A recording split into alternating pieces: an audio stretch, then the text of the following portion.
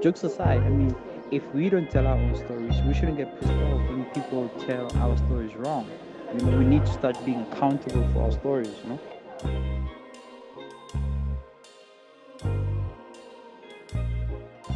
Untainted Podcast 2020. We're back as I promised, and today we're in Soweto, beautiful Soweto. Sun is out. What's up? Yes, I don't want to say a lot today. I'm going to be asking a question. There's a brilliant lady from Soweto doing great things, and as you can hear, the tweet is the camera refusing Okay. to record, but we don't care. We're still going to talk. Okay,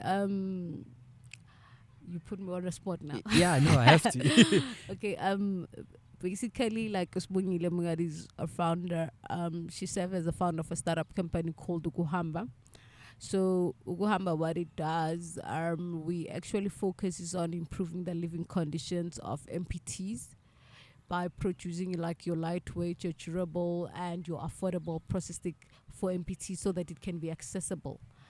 And our core business, of course, is your biotechnology and healthcare manufacturing. Mm. But how it was funded, this was through like a personal experience where, I met a person in the health faculty in the south of Johannesburg, and the situation, it was unbearable. It saddened me, so I felt that there's a need, there's something that needs to be done.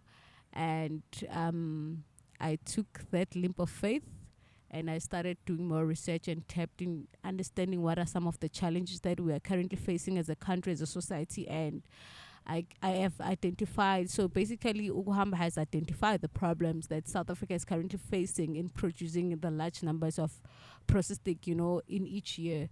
So that's where we came up with a solution to say that how about we manufacture these prosthetic in an affordable way, in a faster or quicker turnaround time, because currently we would understand lack of resources in your health faculty and also infrastructure.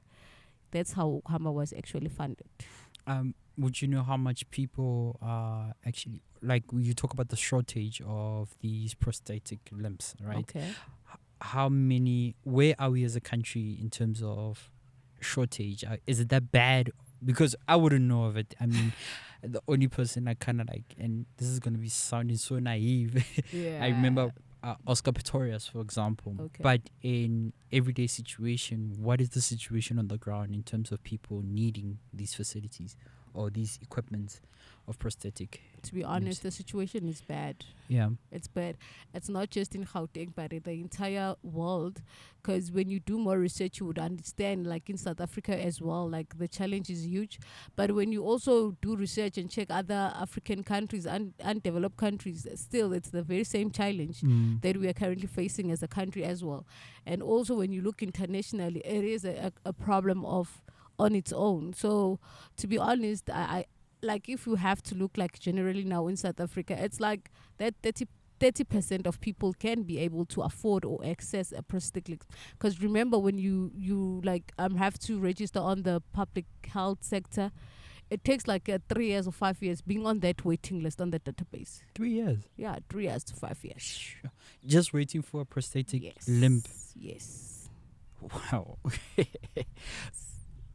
Okay, cool. Sorry, you were saying. I'm just taken aback.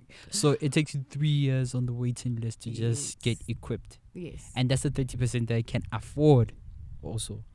And sometimes even being on that waiting list, it does not guarantee that you would get it in that 3 years' time. Yeah. Sometimes it even goes to your 4th year, your 5th year. That's the challenge that we're currently facing as a country. And also, in my understanding, it's that in the public sector, it is provided for free, And of course, when you go to the private institutions, then they have to pay, which is something that most people, they don't have. Because remember now, if you are amputated, it means like you are disabled.